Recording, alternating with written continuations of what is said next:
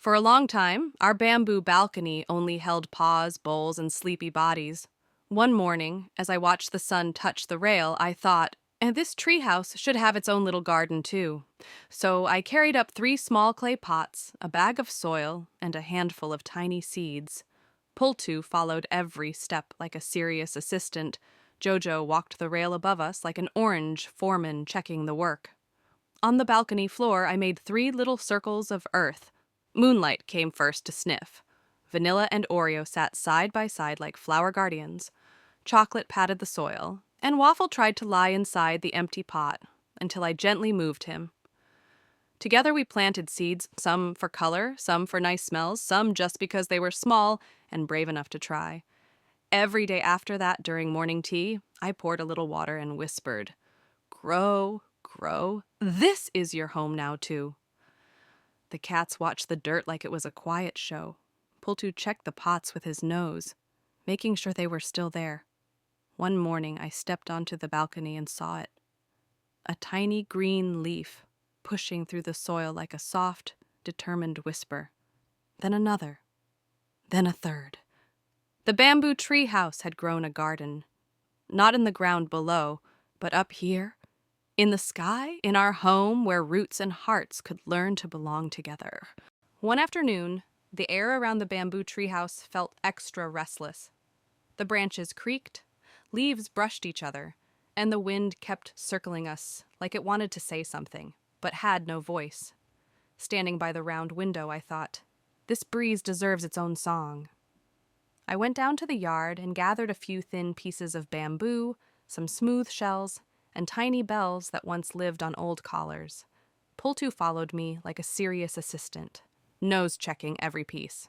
Jojo balanced on the balcony rail, watching each knot I tied with sharp orange eyes.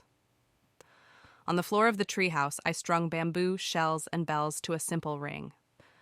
Moonlight sat close, her eyes tracking every swinging string.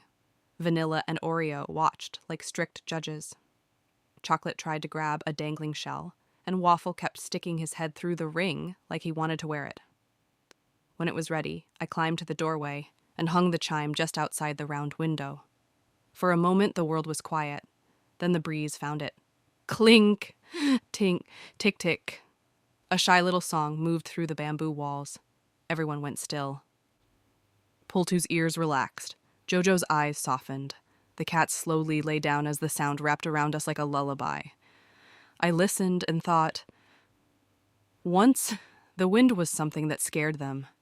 Now, it's part of our music, singing to the bamboo treehouse that saved them.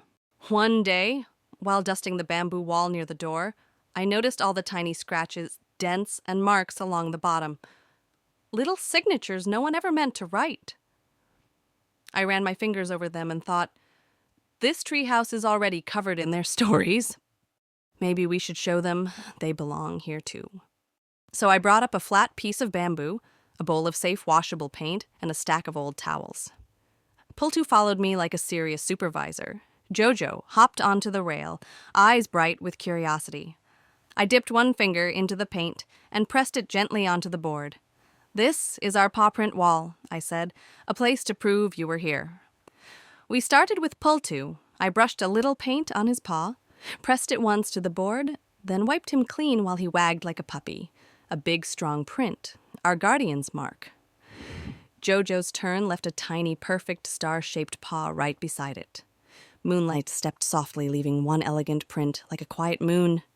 Vanilla and Oreo gave side-by-side marks, almost identical. Chocolate made a slightly smudged paw. Waffle somehow turned his into a little blur that looked like a dancing flower. When it dried, I hung the board near the door where everyone could see it, our wall of tiny signatures. Every time someone came in or out, their eyes passed over those painted paws. I looked at it and thought,